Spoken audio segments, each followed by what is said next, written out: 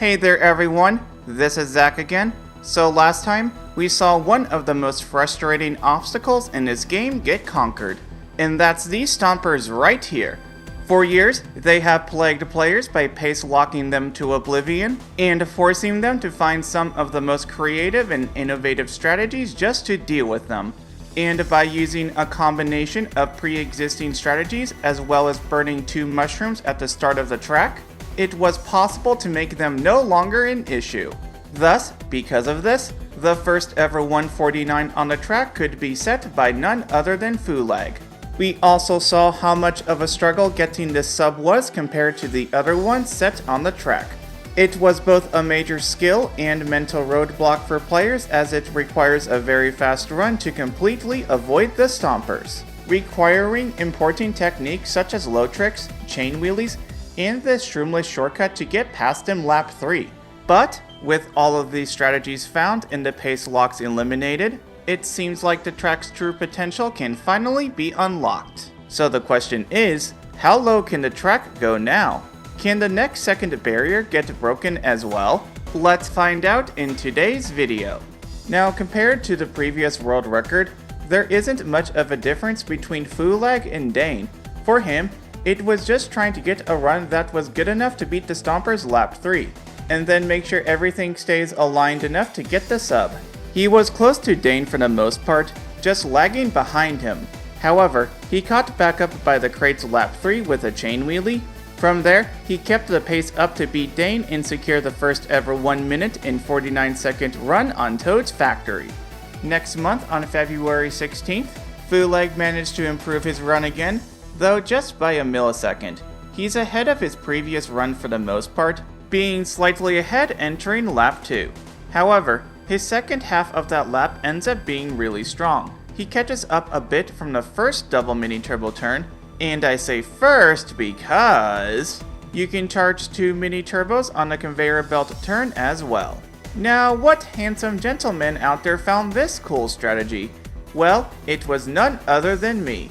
Back in 2013, I made 3 tasks on Toad's factory, 2 3-lap tasks, and 1 fast lap. In my second 3-lap task, I was able to find this double mini turbo strategy. To make it faster, you need to start the turn a little bit wider. From there, you drift tighter into the turn, and then just before you hit the red part, release your mini turbo. If you do it correctly, you'll be taking the rest of the turn very tight while getting this extra speed boost. However, if you don't start the turn wider, then when you release the mini turbo, you will get sent quite a bit outward, meaning you will lose time as compared to dragging it out. From there, Fulag gets a better shroomless cut to lap 2, and enters lap 3 far ahead of his previous record. But unfortunately, he loses all of his lead by missing the lap 3 chain here.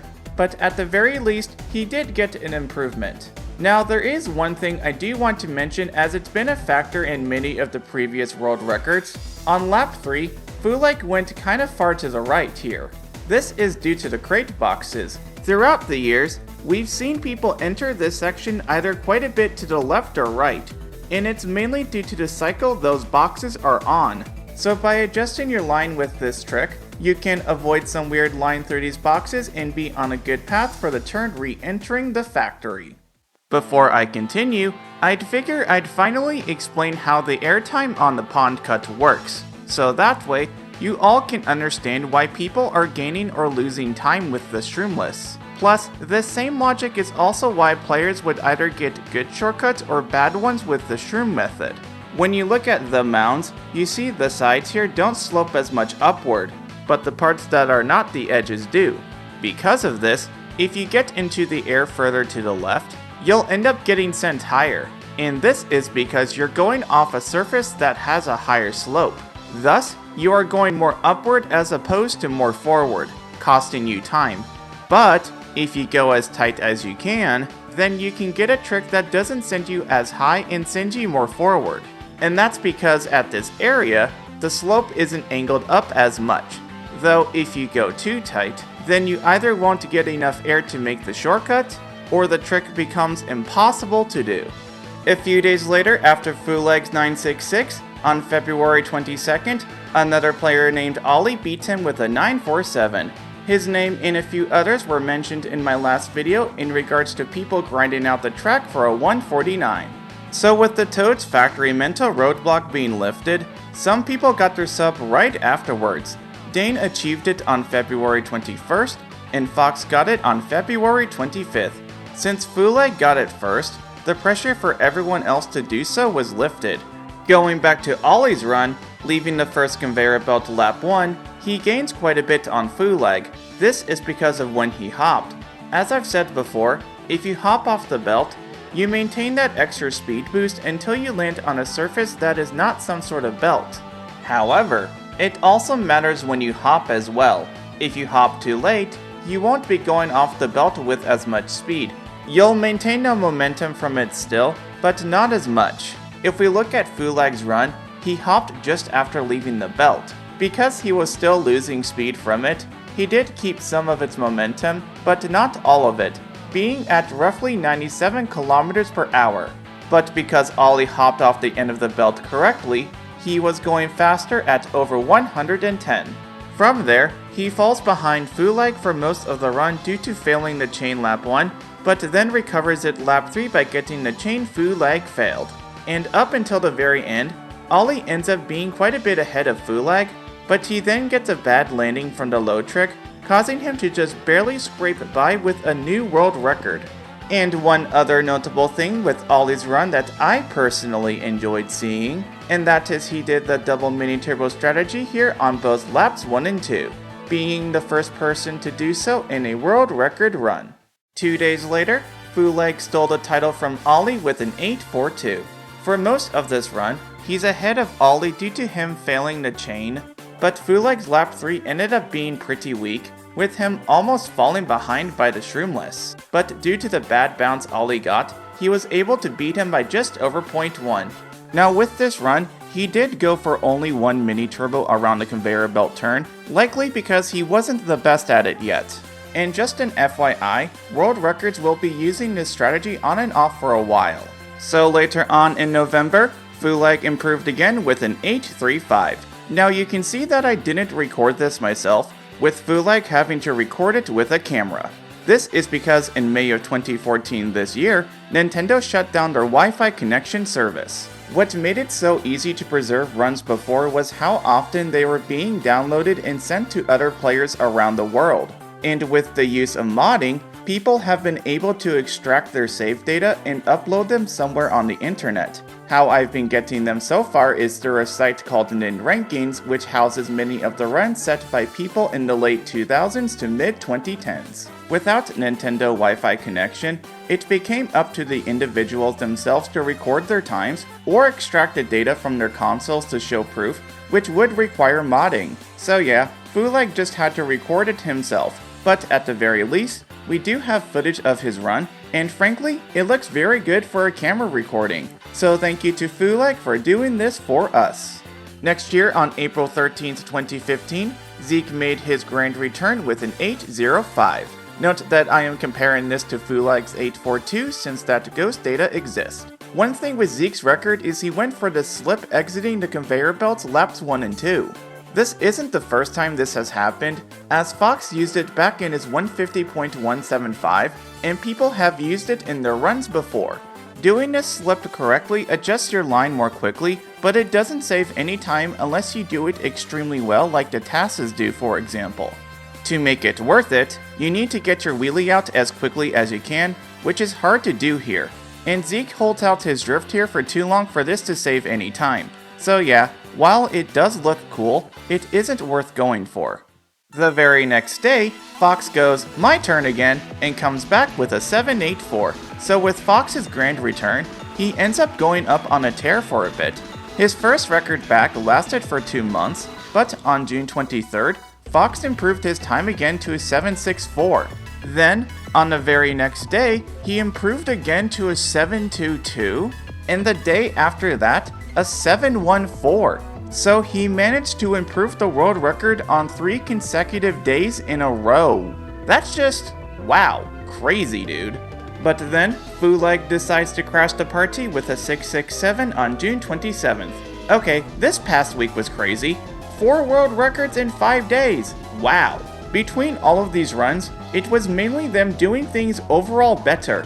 You know, the usual, chains, lows, shroomless, driving, and then re-implementing this slip from time to time. A couple months later, on August 26, 2015, Fox took the factory back with a 5.88. Now this run of his wasn't exactly the best.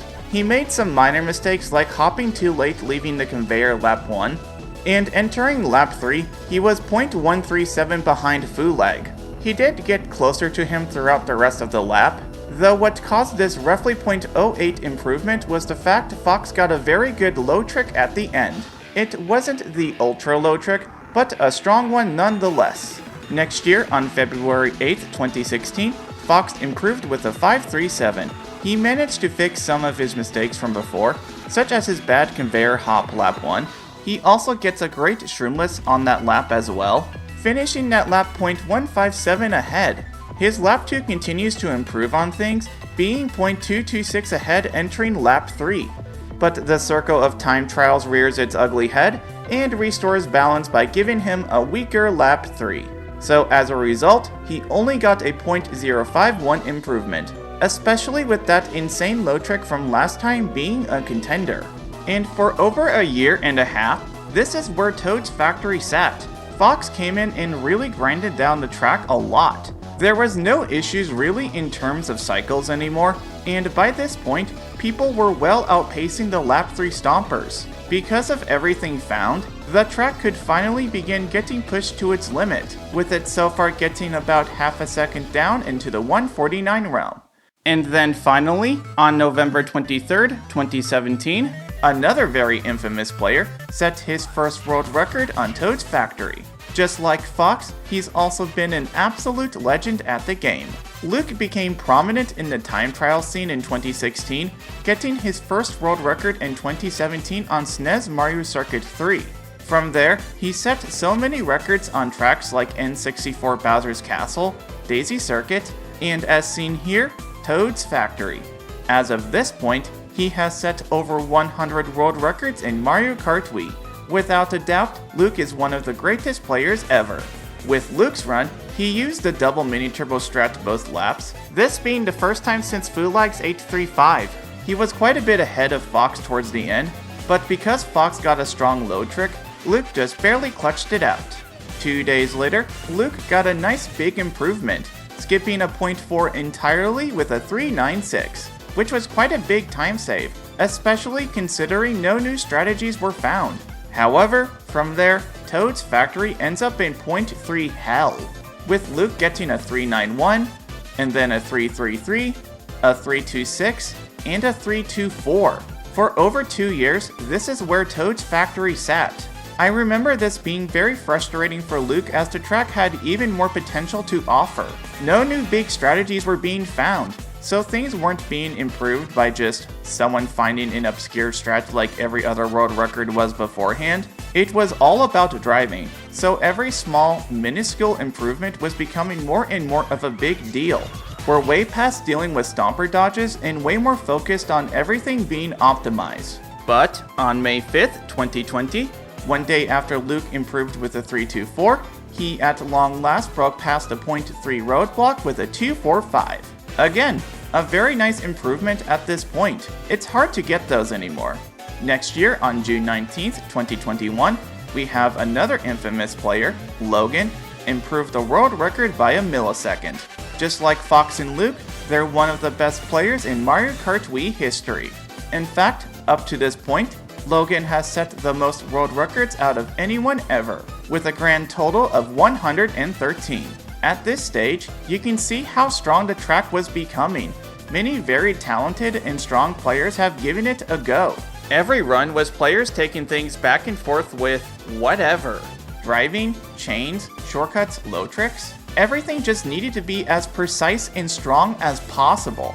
Toad's Factory was becoming incredibly optimized by this stage, one of the toughest tracks to set a world record on. Right afterwards, Logan improved to a 149.197 4 days later.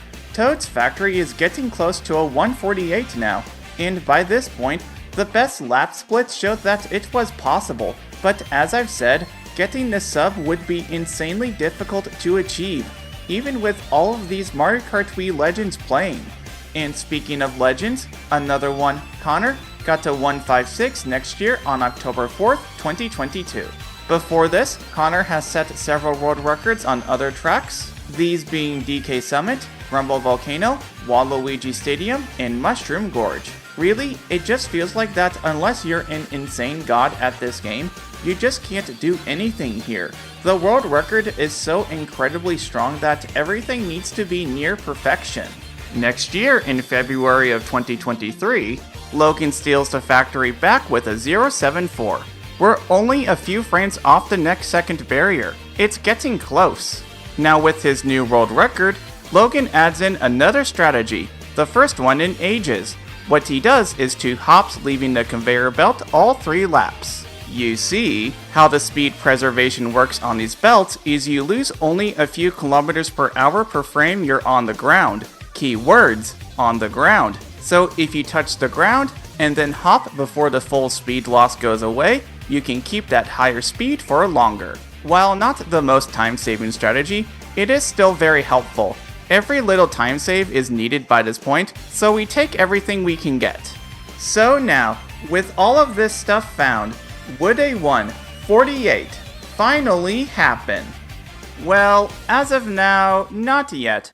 Currently, the world record on Toad's factory, at least in this category, isn't a 148. I know this series would have had a stronger climax if I had waited until that happened.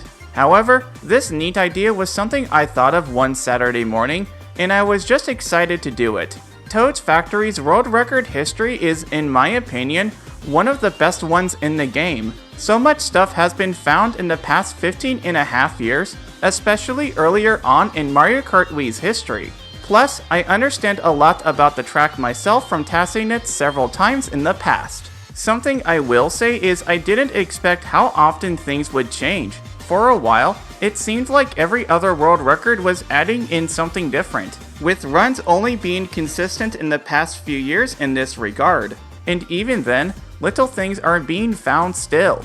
Overall, I enjoyed seeing this progress, and I hope you did too. One day, the first 148 will be hit, but for now, I want to show you all the current world record on Toad's Factory.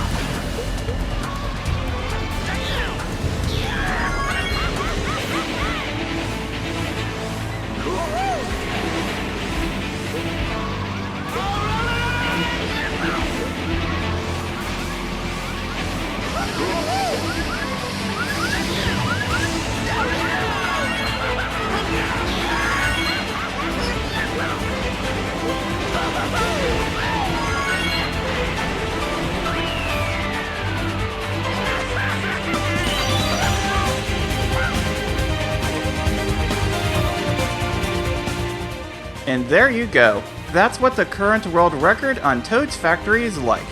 in this category.